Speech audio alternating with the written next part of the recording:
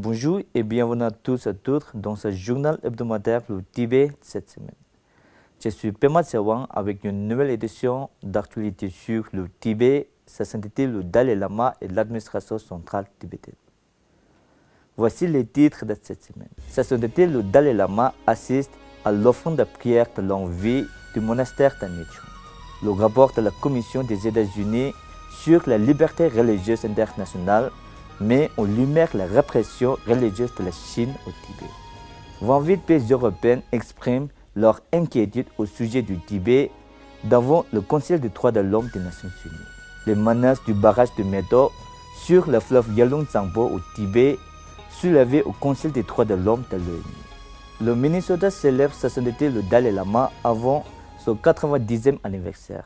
D'éminents universitaires indiens soulignent collectivement l'importance du Tibet pour la sécurité de l'Inde. Le bureau de Tibet à Londres rencontre des membres du Parlement gallois et un ministre du gouvernement et organise une session sur le Tibet avec des étudiants de l'université de Westminster. Le bureau de Tibet à Bruxelles lance la campagne Une journée pour le Tibet au Parlement européen. Le représentant télé-turquie rencontre le groupe parlementaire suisse pour le Tibet.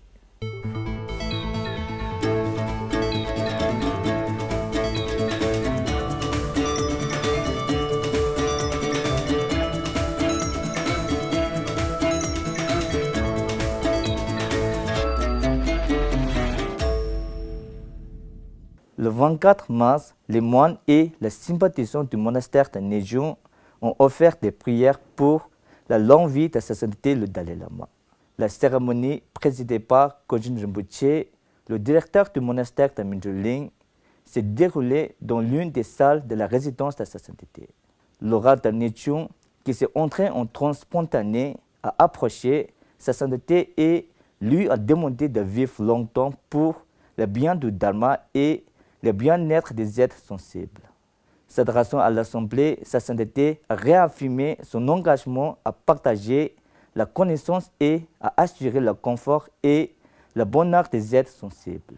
Le 25 mars, la Commission des États-Unis sur la liberté religieuse internationale a publié son rapport annuel 2025 sur la situation de la liberté religieuse en 2024. Le rapport note que les conditions de liberté religieuse en Chine sont restées parmi les pires au monde en 2024. Le rapport sur le Tibet fait état de graves persécutions religieuses dans la préfecture de Chamdo au Tibet, mentionnant des efforts systématiques pour supprimer les pratiques religieuses, en fermant les écoles des monastères tibétains, en interdisant l'admission de nouveaux moines, en forçant les Tibétains à entrer dans les internats gérés par l'État et en les emprisonnant pour la simple mention du nom de sa sainteté le Dalai Lama dans des contextes privés ou publics.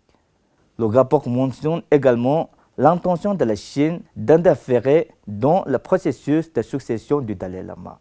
En outre, en ce qui concerne la répression transnationale, le rapport de la Commission des États-Unis sur la liberté religieuse internationale mentionne que les autorités chinoises ont cherché à réprimer les activistes tibétains, ouïghours et hongkongais qui protestaient contre la visite du président Xi à San Francisco en 2023 par des punitions collectives telles que l'intimidation, l'expulsion forcée, l'interdiction de voyager et des poursuites pénales à l'encontre de leurs familles au Tibet.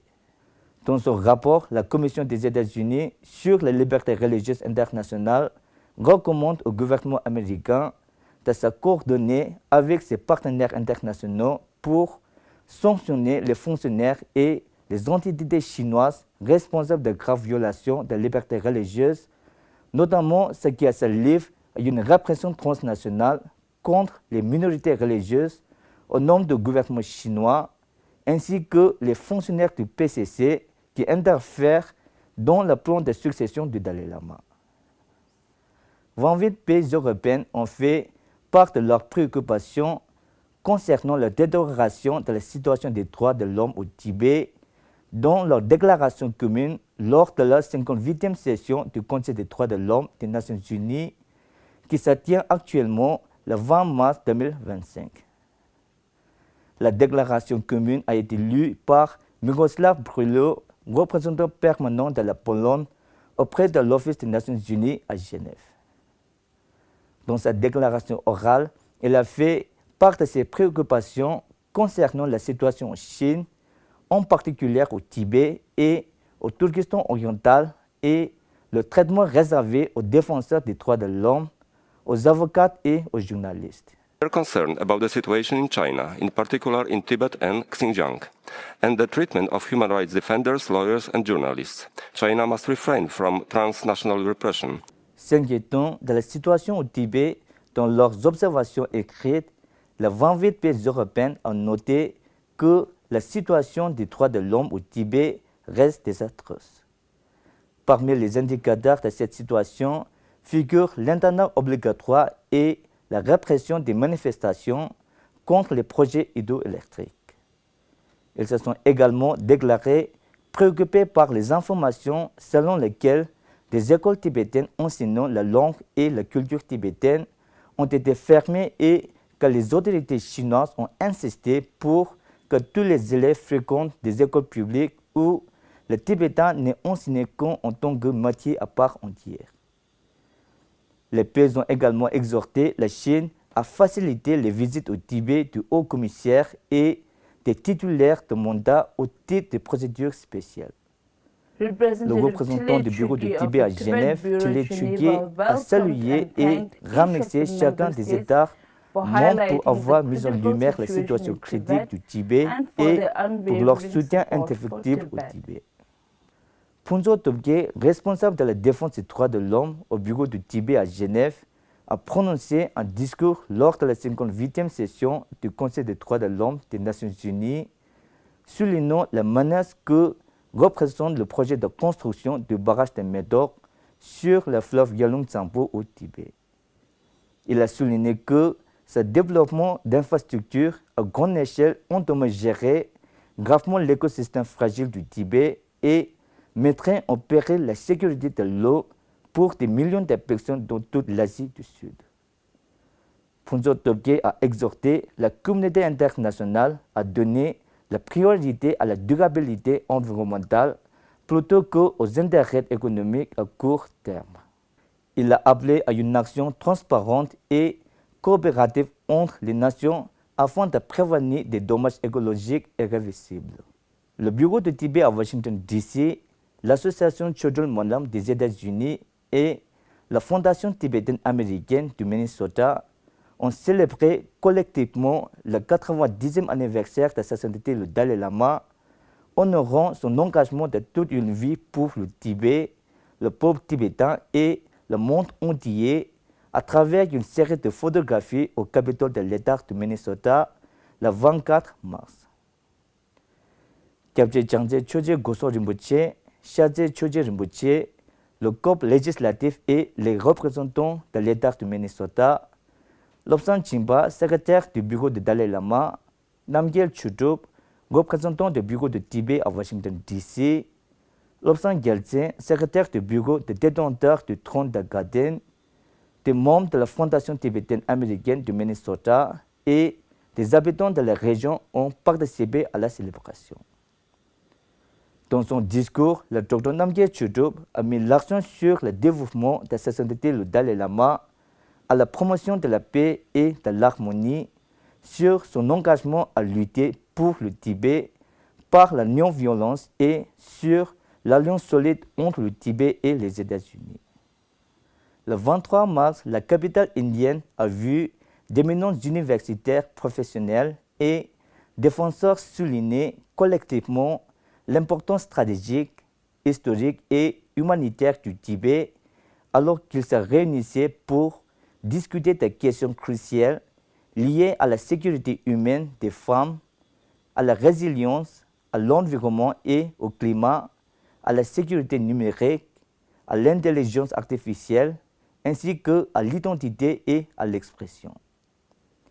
La conférence des femmes de la Société d'amitié Inde-Tibet, qui a duré 2 jours, a mis en lumière l'impact critique du Tibet sur la sécurité de l'Inde, la stabilité régionale et les relations internationales, tout en plaidant pour un engagement et un soutien plus fort en faveur de la cause tibétaine.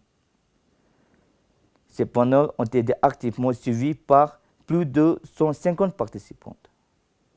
La conférence a été organisée par le Bureau de coordination N-Tibet et la Société d'amitié N-Tibet en collaboration avec des partenaires du SAVA, le Centre pour la jeunesse, le Centre de recherche sociale et l'Institut de développement social et de gestion de catastrophes. Au cours du programme officiel de sensibilisation à Cardiff, le représentant Thierry Yangi a rencontré deux membres du Parlement gallois et le directeur du Temple de la Paix. Le week-end dernier, le représentant Yangi a rencontré Mark Drakeford, membre du Sénat du Parti travailliste et secrétaire du cabinet pour les finances et la langue galloise. Elle lui a demandé de plaider en faveur de la fermeture des internats coloniaux chinois au Tibet et d'attirer l'attention sur les droits de la langue tibétaine au sein du Parlement gallois. Il a reconnu la répression alarmante des droits linguistiques tibétains.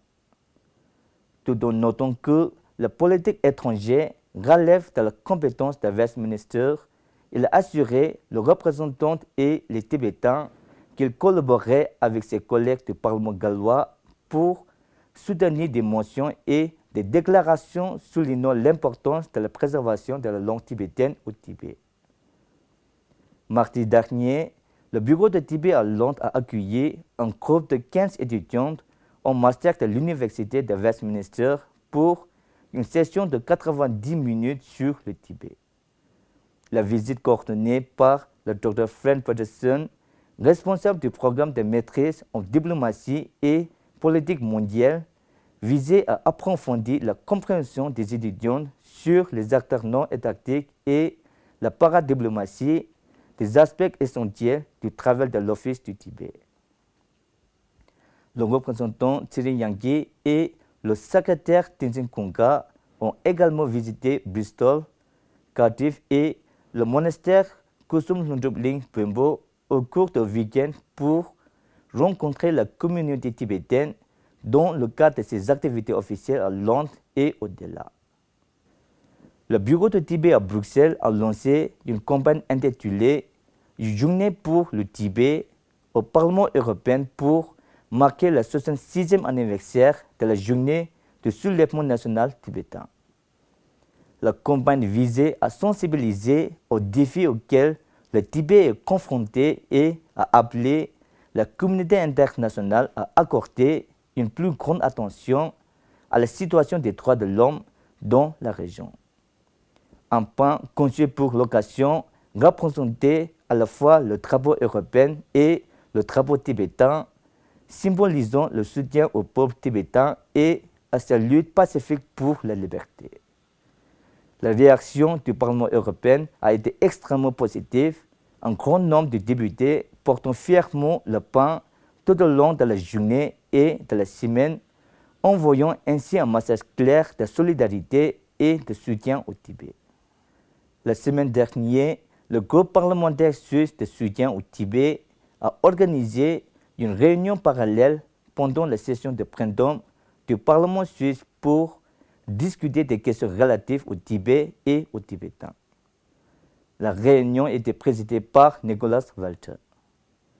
Étaient présents les parlementaires Fabienne Molina, Raphaël Mahem et Benjamin Roduy, le représentant suisse Thierry Tchuguet, le responsable de la promotion des Nations Unies, Punzo Topgel, et Senila Morel de la Société pour les peuples menacés. La réunion s'est concentrée sur les préparatifs de la célébration du 90e anniversaire de sa sainteté le Dalai Lama, le 6 juillet 2025, au Parlement suisse et dans la ville de Lucerne. Les participants ont également discuté d'éventuelles visites des parlementaires suisses à Dharamshala. C'est tout pour cette semaine. Merci d'avoir suivi Tibet TV. À la semaine prochaine.